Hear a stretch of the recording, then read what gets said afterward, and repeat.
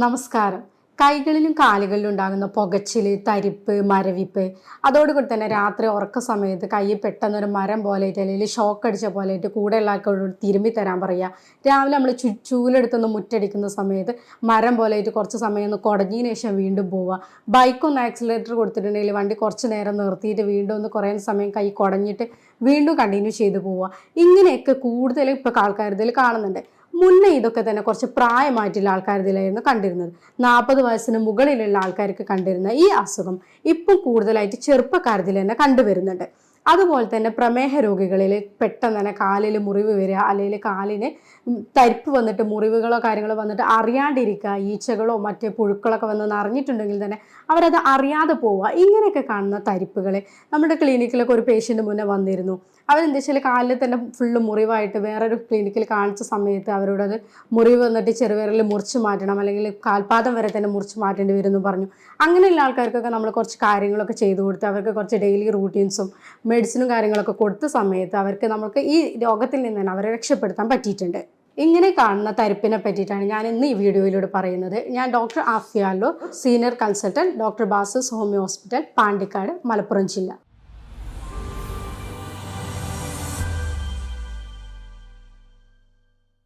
നമ്മുടെ ശരീരത്തിൽ ഒരുപാട് നെർവ്സുകളുണ്ട്. ഈ നാഡികൾക്കൊക്കെ തന്നെ ഉണ്ടാകുന്ന എന്തെങ്കിലും കേടുപാടുകളാണ് നമ്മൾ ന്യൂറോപ്പതി എന്ന് പറഞ്ഞ കണ്ടീഷനായിട്ട് പറയുന്നത്.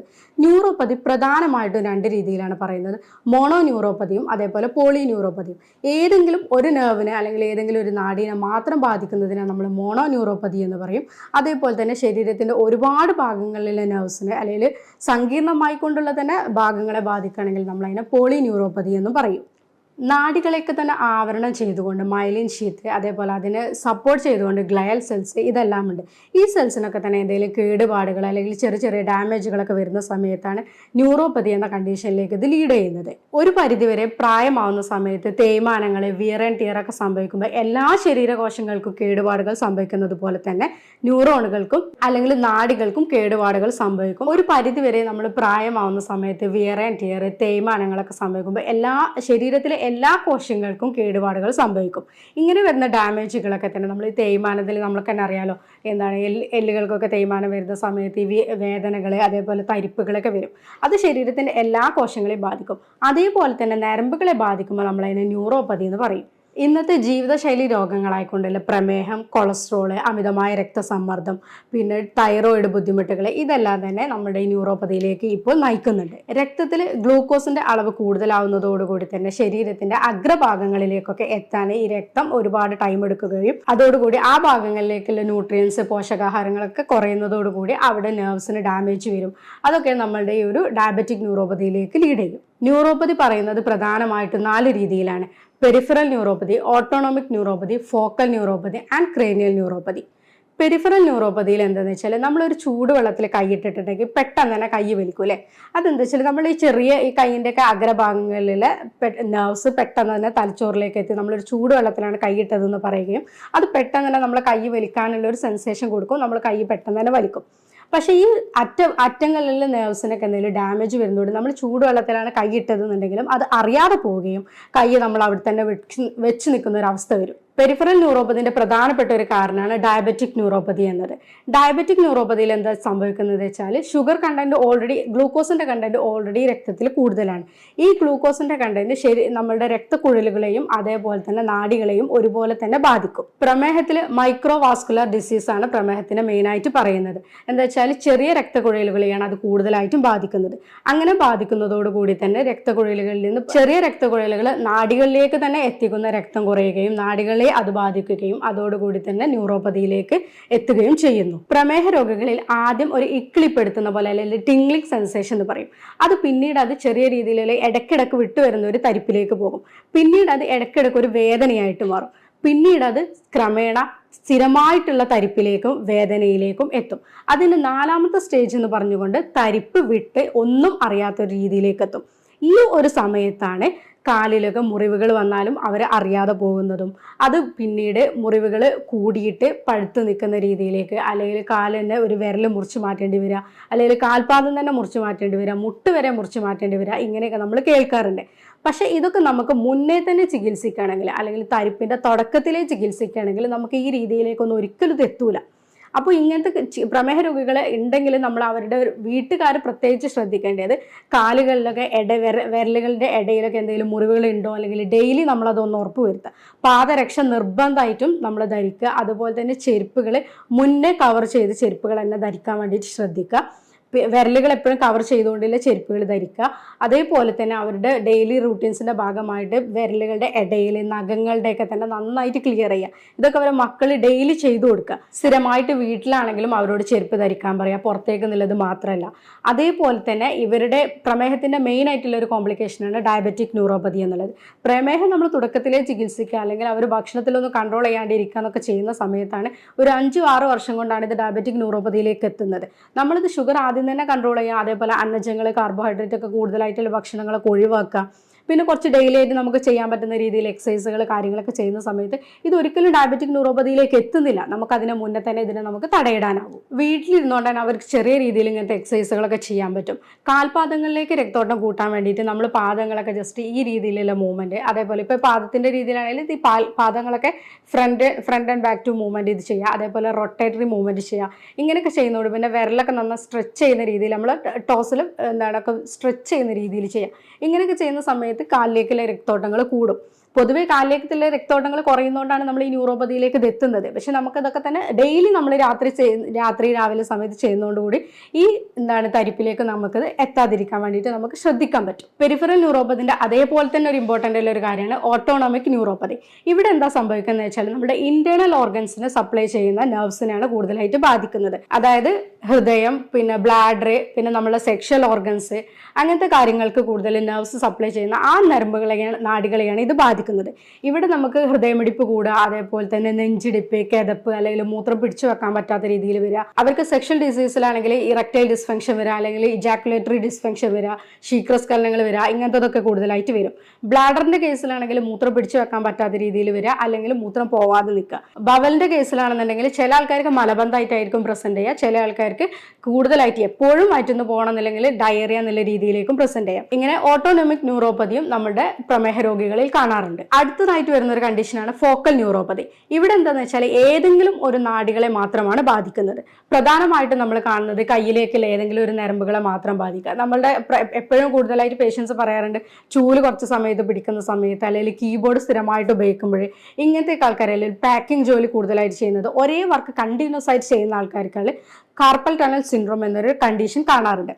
ഇതിലെന്താണെന്ന് വെച്ചാൽ മീഡിയൻ നെർവിനാണ് കംപ്രഷൻ വരുന്നത്. നമ്മളുടെ ഈ റിസ്റ്റിന്റെ ഭാഗത്ത് ഒരു കാർപ്പൽ ടണൽ എന്നൊരു പറഞ്ഞൊരു ഇതുണ്ട്. ആ ലെയറിന്റെ ഉള്ളിലൂടെ പോകുന്ന ഒരു മീഡിയൻ നെർവ് ഉണ്ട്. മീഡിയൻ നെർവിന് എന്തെങ്കിലും രീതിയിൽ ഇൻഫ്ലമേഷൻ വരിക, അല്ലെങ്കിൽ നീർക്കെട്ട് വരിക എന്നൊക്കെ ചെയ്യുന്ന സമയത്ത് മീഡിയൻ നെർവ് ഈ കാർപ്പൽ ടണലിന്റെ ഉള്ളിലൂടെ പോയിട്ട് നെരുങ്ങിപ്പോവും. ഇങ്ങനെ ഉണ്ടാവുമ്പോൾ അവിടേക്കുള്ള നമ്മുടെ കയ്യിലേക്കുള്ള രക്തോട്ടം കുറയും. പ്രധാനമായിട്ടും കയ്യിലെ തള്ളവിരൽ, ചൂണ്ടുവിരൽ, നമ്മുടെ നടുവിരൽ, മോതിരവിരലിന്റെ പകുതി വരെയാണ് മീഡിയൻ നെർവ് സപ്ലൈ ചെയ്യുന്നത്. അതോടുകൂടി തന്നെ ഈ നരമ്പുകൾക്കാണ് കൂടുതലായിട്ടും തരിപ്പ് അല്ലെങ്കിൽ പെരിപ്പ് ഒക്കെ ആയിട്ട് കാണാറുണ്ട്. ചില ആൾക്കാർക്ക് വേദനയായിട്ടും കൂടുതൽ കാണും. ഇതിന് നമുക്ക് ഓപ്പറേഷൻ ഇല്ലാതെ തന്നെ നമുക്ക് മെഡിസിൻ ഉള്ളിലേക്ക് എടുത്തുകൊണ്ട് ചെറിയ രീതിയിലുള്ള എക്സസൈസുകൾ ചെയ്തിട്ട് നമുക്കിത് കുറക്കാൻ പറ്റും. ഇങ്ങനത്തെ ആൾക്കാർ കൂടുതലായിട്ട് ചെയ്യേണ്ടത് കയ്യിലേക്ക് രക്തോട്ടം കൂടുതലായിട്ട് കിട്ടുന്ന രീതിയിൽ നമ്മളിപ്പോൾ എന്തെങ്കിലും ജോലികൾ ചെയ്തിരിക്കുകയാണെങ്കിലും അതിൻ്റെ ഒന്ന് റെസ്റ്റ് എടുത്തുകൊണ്ട് നമ്മൾ ഈ രീതിയിലുള്ള മൂവ്മെൻറ്റ് കൂടുതലായിട്ട് ചെയ്യാം. പിന്നെ നമ്മൾ കൈ ഇങ്ങനെ നിവർത്തി പിടിച്ചുകൊണ്ട് നമ്മളിതിനെ ബാക്കോട്ടേക്ക് നന്നായിട്ട് വലിക്കുക. അതേപോലെ നമ്മൾ ഇങ്ങനെ ചെയ്തിട്ട് ഇതിനെ നന്നായിട്ട് ഇങ്ങോട്ടേക്ക് ബാക്കോട്ടേക്ക് വലിക്കുക. ഇങ്ങനത്തെ രീതിയിലൊക്കെ ചെറിയ രീതിയിൽ എപ്പോഴും നമ്മൾ ഇത് ചെയ്തുകൊണ്ടേയിരിക്കുക. നമ്മളിപ്പോൾ ഒരു ജോലി ചെയ്യുന്നതിൻ്റെ എടുക്കുകയാണെങ്കിലും നമുക്ക് നന്നായിട്ട് കൈ കുടഞ്ഞിട്ട് ചെയ്യാം. അതേപോലെ ഇതൊന്നും നമുക്ക് സ്ഥിരമായിട്ട് നമുക്ക് ചെയ്യാൻ പറ്റുന്ന ഒരു കാര്യമാണ്. നമുക്ക് ഒരുപാട് ബുദ്ധിമുട്ടുകളൊന്നുമില്ല. അത് നമ്മൾ ചെയ്യുന്ന വർക്കിൻ്റെ ഇടയിൽ കൂടെ തന്നെ നമുക്കൊന്ന് റെസ്റ്റ് എടുത്തിട്ട് ചെയ്യാൻ പറ്റും. കീബോർഡൊക്കെ സ്ഥിരമായിട്ട് ഉപയോഗിക്കുന്ന IT പ്രൊഫഷണൽസ് ഒക്കെ തന്നെ എന്തായാലും റിസ്റ്റ് പാഡൊക്കെ ഉപയോഗിച്ചുകൊണ്ട് ജോലിയിൽ ചെയ്യാം. അപ്പോൾ അവർക്ക് ഇതൊക്കെ തന്നെ നമുക്ക് ഇവിടെയുള്ള കംപ്രഷനൊക്കെ ഒഴിവാക്കാൻ പറ്റും. വീട്ടുജോലികൾ മാത്രം ചെയ്യുന്ന സ്ത്രീകളും പറയാറുണ്ട്, കയ്യിൽ ചൂല് പിടിക്കുന്ന സമയത്ത്, അല്ലെങ്കിൽ കത്തി കുറച്ച് നേരം നമ്മൾ ഉപ്പേരിക്കൊക്കെ അരിയുന്ന സമയത്ത് തന്നെ പെട്ടെന്ന് മരവിപ്പ് വരിക, അല്ലെങ്കിൽ ഷോക്ക് അടിച്ച പോലെ കയ്യിൽ വരിക എന്നൊക്കെ. ഇങ്ങനെയൊക്കെയുള്ള ആൾക്കാർ നമ്മുടെ പണികളൊക്കെ ചെയ്യുന്നതിൻ്റെ ഇടയിൽ ഒന്ന് റെസ്റ്റ് എടുത്തിട്ട് കൈയൊക്കെ ഒന്ന് നന്നായിട്ട് കുടയുക. അതേപോലെ തന്നെ കയ്യിലേക്ക് രക്തോട്ടം കൂടുന്ന രീതിയിൽ കൈയിൻ്റെ വിരലുകളൊക്കെ ഒന്ന് നന്നായിട്ട് ചലിപ്പിക്കുക. ഇങ്ങനെയൊക്കെ ചെയ്തിട്ട് പണികൾ കണ്ടിന്യൂ ചെയ്യുക. അപ്പോൾ അവർക്ക് എന്താ വെച്ചാൽ ഈ തരിപ്പ് കാര്യങ്ങളൊക്കെ കുറക്കാൻ പറ്റും. നിങ്ങൾ തരിപ്പിനൊക്കെ തുടക്കത്തിലേ ഇങ്ങനത്തെ കാര്യങ്ങൾ ചെയ്യുക. അല്ലാതെ തരിപ്പ് അതിൻ്റെ മൂർധന്യാവസ്ഥയിലേക്ക് എത്തിയിട്ട് ഇങ്ങനത്തെ കാര്യങ്ങളൊന്നും ചെയ്യാണ്ട്, അല്ലെങ്കിൽ അപ്പോൾ അത് ഓപ്പറേഷനിലേക്കോ മറ്റിലേക്കോ പോവാണ്ട് മുന്നേ തരിപ്പ് തുടങ്ങുന്ന സമയത്ത് തന്നെ നമുക്ക് ഇതൊക്കെ ട്രീറ്റ്മെൻറ്റ് എടുക്കുകയാണെങ്കിൽ പെട്ടെന്ന് ഇതൊക്കെ മാറ്റിയെടുക്കാൻ പറ്റും. നാലാമതായിട്ട് പറയുന്ന ഒരു ഇതാണ് ക്രേനിയൽ ന്യൂറോപ്പതി. ഇവിടെ എന്താണെന്ന് വെച്ചാൽ ബ്രെയിനിലെ നമ്മുടെ തലയോട്ടിയിലെ നെർവ്സിനെയാണ് ബാധിക്കുന്നത്. ഇത് നമുക്ക് കണ്ണിലേക്കുള്ളതിനെ ബാധിക്കാം, അതേപോലെ തന്നെ സ്മെല്ലിനെ ബാധിക്കാം, അല്ലെങ്കിൽ സെൻസേഷനെ ബാധിക്കാം. ഇങ്ങനെ ഏത് രീതിയിലും വേണമെങ്കിൽ ക്രേനിയൽ നെർവ്സിനെ ബാധിക്കാം. നമ്മളിപ്പോൾ പറഞ്ഞ ഈ കണ്ടീഷനിൽ നിന്ന് കൂടാതെ തന്നെ നമ്മുടെ സെർവിക്കൽ സ്പോണ്ടൈലോസിസ്, അതായത് കഴുത്തിൻ്റെ എല്ലുകൾക്ക് കശേരുകൾക്കിടയിലൊക്കെ തേയ്മാനം വരുന്ന സമയത്ത് ഒരു കൈയിലേക്ക് മൊത്തമായിട്ട് അല്ലെങ്കിൽ 2 കൈയിലേക്കും തന്നെ തരിപ്പ് വരാറുണ്ട്. ഇങ്ങനെയുള്ള ആൾക്കാർ കയ്യിലേക്ക് തരിപ്പ് വന്നിട്ട് അത് കയ്യിലേക്ക് അല്ലെങ്കിൽ വിരലിലേക്കൊക്കെ തന്നെ പടരുന്നതായിട്ട് പറയാറുണ്ട്. അതേപോലെ ഡിസ്ക് ബൾജ് ഉണ്ടാവുക, അല്ലെങ്കിൽ ഡിസ്കിന് പ്രൊട്രൂഷൻ ഉണ്ടാവുക, ഇങ്ങനത്തെ സമയത്തും തന്നെ കയ്യിലേക്ക് തരിപ്പ് വരാറുണ്ട്. അല്ലെങ്കിൽ നമ്മുടെ കഴുത്തിന്റെ ഭാഗത്ത് ഒരു എക്സ്ട്രാ റിബ് ഉണ്ടെന്ന് പറയും, സെർവിക്കൽ റിബ് എന്ന് പറയും. ഇങ്ങനെ ഉണ്ടാവുന്ന സമയത്തും കയ്യിലേക്ക് വേദനയും അതേപോലെ തന്നെ തരിപ്പും കാണാറുണ്ട്. പിന്നെ കാണുന്ന ഒരു കണ്ടീഷനാണ് വൈറ്റമിൻസിന്റെ ഡെഫിഷ്യൻസി. വൈറ്റമിൻസോ അല്ലെങ്കിൽ മിനറൽസ്, ധാതുക്കളുടെയോ കുറവ്. ധാതുക്കളിൽ മെയിനായിട്ട് കാൽഷ്യം, അതേപോലെ തന്നെ പൊട്ടാസ്യം, സോഡിയത്തിന്റെ കുറവ്.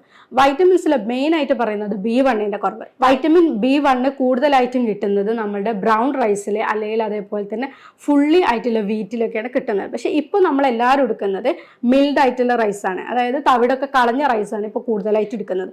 അങ്ങനെയുള്ള ആൾക്കാർക്ക് തന്നെ വൈറ്റമിൻ B1ന്റെ കുറവ് കാണാറുണ്ട്. അതേപോലെ തന്നെ B12ന്റെ കുറവ്, അതേപോലെ വൈറ്റമിൻ ഡിയുടെ കുറവ്. ഇപ്പം നമ്മൾ വെയിൽ കൊള്ളുന്നത് കുറവാണ്, അതേപോലെ വെയിൽ കൊള്ളുന്നുണ്ടെങ്കിൽ നമ്മുടെ ബോഡി അത് ആഗിരണം ചെയ്യുന്നത് കുറവാണ്. അപ്പോൾ അങ്ങനെയുള്ള ആൾക്കാർക്കൊക്കെ തന്നെ തരിപ്പ് കാണാറുണ്ട്. അതേപോലെ തന്നെ സ്ഥിരമായിട്ട് മദ്യപാനം, അതേപോലെ പുകവലി, ഇങ്ങനെയുള്ള ആൾക്കാർക്ക് 2 കാരണങ്ങളാണ്. ഒന്ന്, മദ്യപാനം കൂടുതലായിട്ടുള്ള ആൾക്കാർക്ക് വൈറ്റമിൻ B12 പൊതുവെ കുറഞ്ഞിരിക്കും. അതേപോലെ തന്നെ ഇവരുടെ ശരീരത്തിലെ ഈ ടോക്സിൻസ് കൂടുതലായിട്ടും അക്യുമുലേറ്റ് ചെയ്യുന്നത് കൊണ്ട് ഈ പുകവലി, മദ്യപാനം ഇങ്ങനത്തെ ആൾക്കാർക്ക് കൂടുതലായിട്ട് ടോക്സിൻസ് അക്യുമുലേറ്റ് ചെയ്യുന്നതോടുകൂടി രക്തോട്ടം കുറയും. അങ്ങനെ ഉണ്ടാവുന്ന ആൾക്കാരിലും ഇത് ന്യൂറോപ്പതിയിലേക്ക് നയിക്കും. ചില ഓട്ടോ ഇമ്മ്യൂൺ അസുഖങ്ങളിൽ എന്താ സംഭവിക്കുന്നത് വെച്ചാൽ നമ്മുടെ ശരീരത്തിന്റെ തന്നെ വേണ്ട പ്രതിരോധ ശക്തി നമ്മുടെ ശരീരത്തിന് എഗെയിൻസ്റ്റ് ആയിട്ട് വർക്ക് ചെയ്യുക. SLE, മൾട്ടിപ്പിൾ സ്ക്ലീറോസിസ് ഇങ്ങനെയുള്ള അസുഖങ്ങളിലും ഈ തരിപ്പ് കാണാറുണ്ട്. ചില ഇൻഫെക്ഷൻ ആയിട്ടുള്ള TB, അതേപോലെ ലെപ്രസി ഇങ്ങനെയുള്ള ആൾക്കാർക്ക് നമുക്ക് തരിപ്പ് കാണാറുണ്ട്. ലെപ്രസിയിലൊക്കെ നമ്മൾ മെയിൻ ആയിട്ട് പറയുന്നത് തരിപ്പ് തന്നെയാണ്. തൊട്ടാൽ അറിയാതിരിക്കുക, അല്ലെങ്കിൽ സെൻസേഷൻ കുറയുക, ഇങ്ങനെ പറയും. തരിപ്പ് നമ്മൾ എങ്ങനെയാണ് കണ്ടുപിടിക്കുക എന്നുള്ളത് ക്ലിനിക്കിൽ നമുക്ക് സാധാരണ പേഷ്യൻസ് ഇങ്ങനെയൊക്കെ വന്ന് പറയുന്ന സമയത്ത് ഇപ്പം നമ്മൾ കയ്യിലെ തരിപ്പിൽ നമ്മൾ പ്രത്യേകിച്ച് പറഞ്ഞു കാർപ്പൽ ടണൽ സിൻഡ്രോം, അതേപോലെ തന്നെ സെർവിക്കൽ സ്പോണ്ടൈലോസിസ് ഇങ്ങനത്തെ കാര്യങ്ങളൊക്കെ. ഇതൊക്കെ നമുക്ക് ക്ലിനിക്കലി പേഷ്യൻസ് വന്ന് പറയുന്ന സമയത്ത് തന്നെ നമുക്ക് ലക്ഷണങ്ങൾ നോക്കിയിട്ട് തന്നെ മനസ്സിലാക്കാൻ പറ്റും.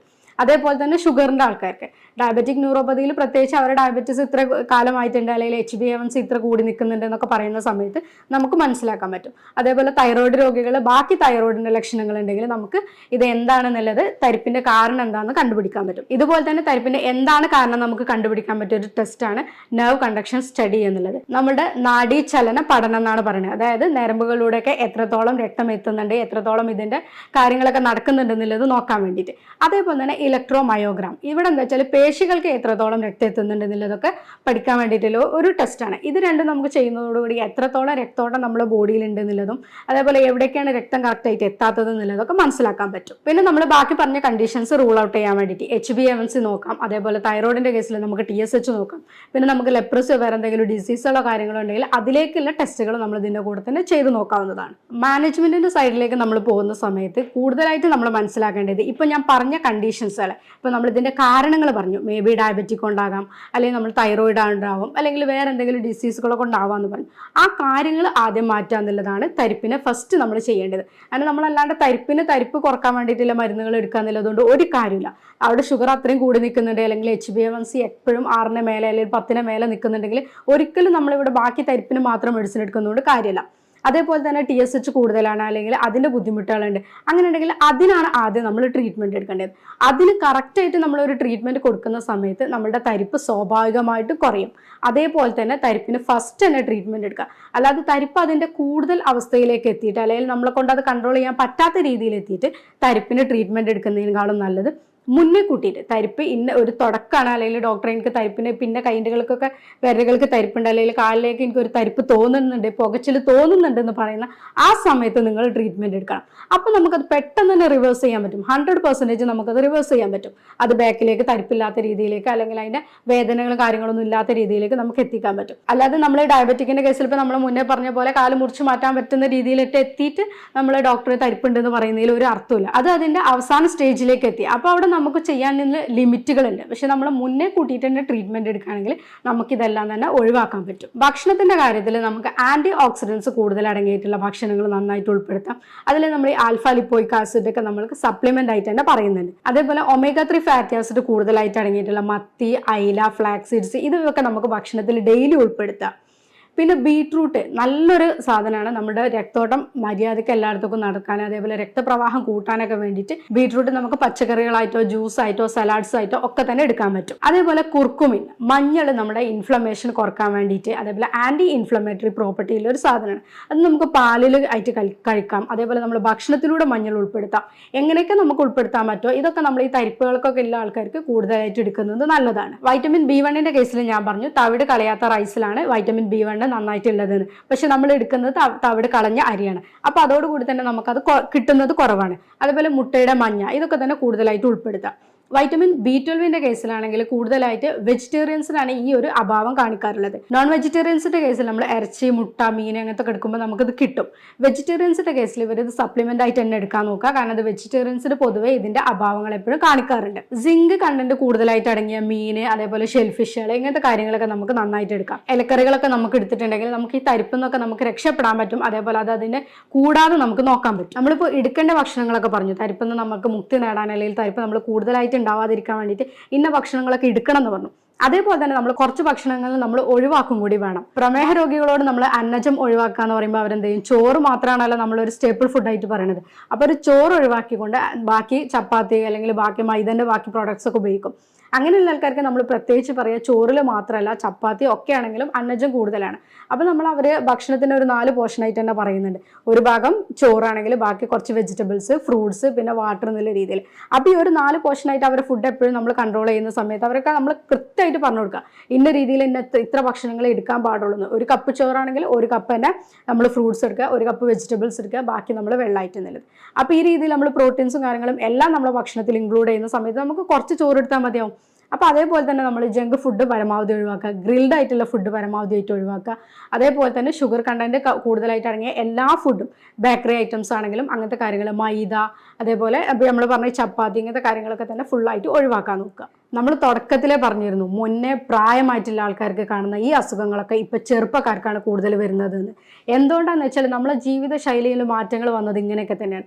മുന്നേ ആൾക്കാർ എടുത്തിരുന്ന ഈ പച്ചക്കറികളും പഴങ്ങളും കാര്യങ്ങളും എല്ലാം എടുത്തിട്ട് അവർ ചോറെടുത്തിരുന്നു. പക്ഷെ ഇപ്പോഴത്തെ ഈ ചെറുപ്പക്കാർ കൂടുതലായിട്ട് എടുക്കുന്നത് നമ്മൾ അടങ്ങിയിരുന്ന ഒരു പണികളെ ചെയ്യുന്നുള്ളൂ. നമ്മുടെ ലൈഫ് സ്റ്റൈൽ ഡിസീസിൽ മെയിനായിട്ട് പറയുന്നതാണ് നമ്മൾ സെഡൻഡറി ഹാബിറ്റ്സ് ആണ്. നമ്മൾ എവിടെയാണോ ഒരു ഭാഗത്ത് ഇരുന്ന് അവിടെ തന്നെ ഇരുന്ന്, ഇപ്പോൾ കീബോർഡ് ആണെങ്കിൽ കീബോർഡ്, കമ്പ്യൂട്ടർ പ്രൊഫഷൻ ആണെങ്കിൽ അവരങ്ങനെ, ഇപ്പോൾ ബാക്കി എല്ലാ ജോലികൾ ചെയ്യുന്നു. ഇപ്പോൾ സ്ത്രീകൾ വീട്ടിൽ നിന്ന് ഒരു കാര്യങ്ങൾ ചെയ്യുകയാണെങ്കിലും അവർ അനങ്ങാതെ ഇരുന്ന കാര്യങ്ങൾ മാത്രമേ ചെയ്യുന്നുള്ളൂ. പക്ഷെ പണ്ടുള്ള ആൾക്കാർ അങ്ങനെ ആയിരുന്നില്ല. അവർ കഴിക്കുന്ന ഭക്ഷണത്തിന് അവരതിനനുസരിച്ചിട്ടുള്ള പണികളും കൂടി എടുത്തിരുന്നു. ഇപ്പം ഈ പറയുന്ന ഞാനൊക്കെ തന്നെയാണെങ്കിലും ഇന്ന് കൂടുതലായിട്ടും ലൈഫ് സ്റ്റൈൽ ഡിസീസിന് കൂടുതലായിട്ടും അടിമപ്പെട്ടുകൊണ്ടിരിക്കുകയാണ്.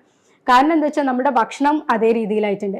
നമ്മൾ ഒരുപാട് അന്നജങ്ങൾ എടുക്കുന്നു, പക്ഷെ നമ്മൾ എടുക്കുന്ന ഫ്രൂട്ട്സിൻ്റെ അളവ് കുറവാണ്, വെള്ളത്തിൻ്റെ അളവ് കുറവാണ്, നമ്മൾ ചെയ്യുന്ന വർക്കുകൾ കുറവാണ്. നമ്മൾ ഇരുന്ന് ഒരുപാട് ജോലികൾ ചെയ്യുന്നുണ്ടെങ്കിൽ, നമ്മളെല്ലാവരും വർക്ക് ചെയ്യുന്ന ആൾക്കാരാണെങ്കിലും നമ്മൾ ഫിസിക്കൽ ചെയ്യുന്ന ജോലികൾ കുറവാണ്, അല്ലെങ്കിൽ നമ്മൾ ബോഡി അനങ്ങിക്കൊണ്ട് ചെയ്യുന്ന ജോലികൾ കുറവാണ്, എക്സസൈസുകൾ കുറവാണ്. ഇതൊക്കെ തന്നെ നമ്മളുടെ ഒരു അടുത്ത ജനറേഷനെ ഇതിലും അധികം തരിപ്പിലേക്കും അല്ലെങ്കിൽ കൈക്കാലുകൾ കടച്ചിൽ, പുകച്ചിൽ ഇതിലേക്കൊക്കെ നയിക്കും. ഷുഗർ രോഗികൾ, അതേപോലെ തന്നെ പ്രഷർ കൂടുതലുള്ള ആൾക്കാർ, ഇതൊക്കെ ഇന്ന് നമ്മുടെ സമൂഹത്തിൽ കൂടി വരികയാണ്.